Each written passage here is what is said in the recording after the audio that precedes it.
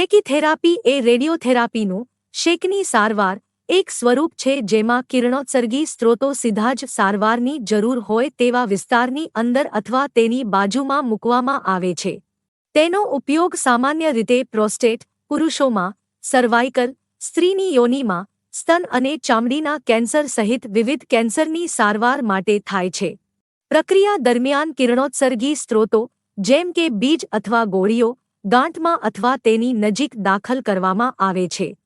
આ સ્ત્રોતો કિરણોત્સર્ગનું ઉત્સર્જન કરે છે, જે નજીકના કેન્સર કોશિકાઓના ડીએનએને નુકસાન પહોંચાડે છે.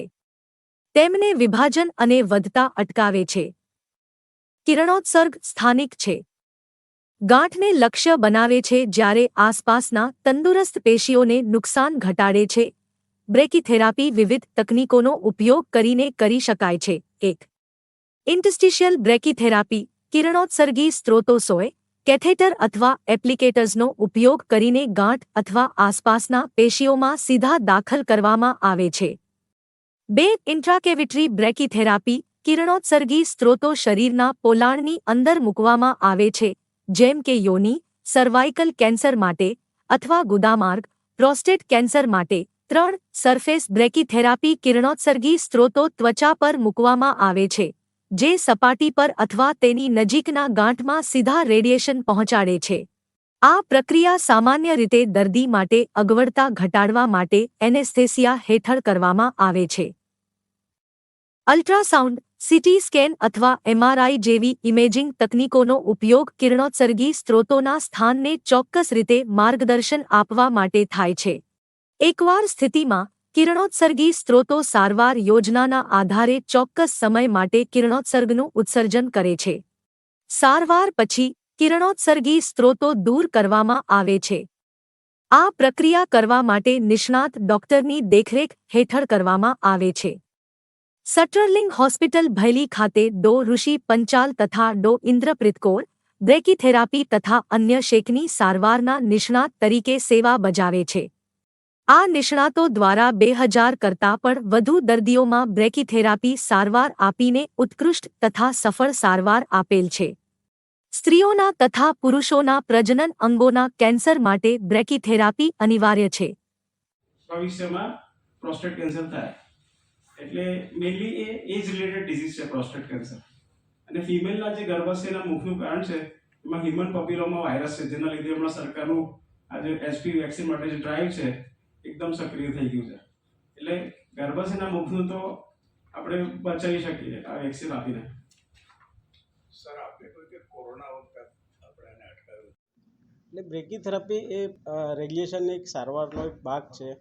જનરલી બે ટાઈપના શેક એટલે જે રેડિયેશન હોય રેડિયોથેરાપી જે કેન્સરની સારવાર વપરાય છે એમાંથી એક બહારના શેક હોય જેને ટેલીથેરાપી કહેવાય, અને એક અંદરના શેક હોય જેને બ્રેકીથેરાપી કહેવાય. આ બ્રેકીથેરાપી સારવાર એ દરેક કેન્સરમાં વપરાતા નથી, પણ ખાસ કરીને તેનો વપરાશ એ ગાયનેક મેલિગ્નન્સીમાં થાય છે, જેમ કે ગર્ભાશયના મુખ છે, ગર્ભાશયની કોથળી છે, યોની માર્ગના કેન્સરમાં ખાસ એનો વપરાશ થાય છે. અને બ્રેકીથેરાપી વગર આ ગાયનેક કેન્સરની રેડિયોથેરાપીની સારવાર આપણે અધૂરી ગણાય.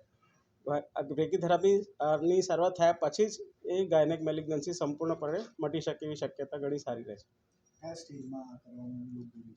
ગર્ભાશયની કોથળીની વાત કરીએ તો એ કોથળીના પહેલા તબક્કાથી લઈ અને ત્રીજા તબક્કા સુધી આ બ્રેકીથેરાપીનો વપરાશ થાય છે.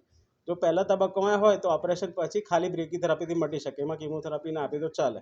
ગર્ભાશયની મુખની વાત કરીએ તો પહેલા તબક્કાથી લઈને ચોથા એ તબક્કા સુધી બ્રેકીથેરાપીની આપણે એ સારવાર આપણે આપવી પડે. એમ સક્સેસ રેશિયોની વાત કરું કે જનરલી ત્રીજા સ્ટેજના કોઈપણ કેન્સરમાં 30થી 40% દર્દીઓ લાંબા ગાળે જીવતા હોય છે. પણ ગર્ભાશયની મુખમાં કારણ કે બ્રેકીથેરાપીની જે સારવાર એડ થાય છે તો ત્રીજા તબક્કામાં પણ 50થી 60% પેશન્ટો જીવતા હોય છે લાંબા ગાળા સુધી. તો બીજા બધા કેન્સર કરતાં લગભગ 10થી 20% વધારે રિઝલ્ટ મળી શકે. And hematology Sterling Hospital Vadodara.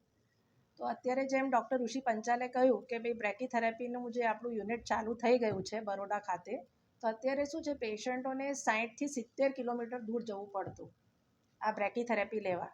તો બહેનો બહારનું શેક તો લઈ લે પણ અંદરનો શેક લેવા માટે એમને 2 કલાકની મુસાફરી કરીને જવું પડે. અત્યારે એમના ઘર બારણે આ શેક અવેલેબલ છે. અને અમારી સૌથી સિનિયર મોસ્ટ ટીમ છે અત્યારે વડોદરા ખાતે કેન્સર માટે. હવે કેન્સરની સારવાર એટલે એક ઇન્ટિગ્રેટેડ થેરેપી જેને કહેવાય, જેમાં અમે ટ્યુમર બોર્ડમાં દરેક પેશન્ટ, જે પણ કેન્સરનું પેશન્ટ સ્ટર્લિંગ હોસ્પિટલમાં આવે એનું અમે મેડિકલ ઓન્કોલોજિસ્ટ તરીકે, હું રેડિયેશન ઓન્કોલોજિસ્ટ તરીકે ડૉક્ટર ઋષિ પંચાલ સિનિયર મોસ્ટ અને Inder Panchal senior most, doctor Raghu અને ડૉક્ટર દેવાંગ એ અમારા ઓન્કો સર્જન છે. અને અમારી પાસે નીચે પેટની બી સુવિધા છે. એટલે એ બધું જે ટ્રીટમેન્ટ છે ઇન્ટિગ્રેટેડ છે, એને લીધે કોઈ પણ કેન્સર અને લોહીના વિકારોની સૌથી સારી સારવાર અમારી હોસ્પિટલમાં મળે છે.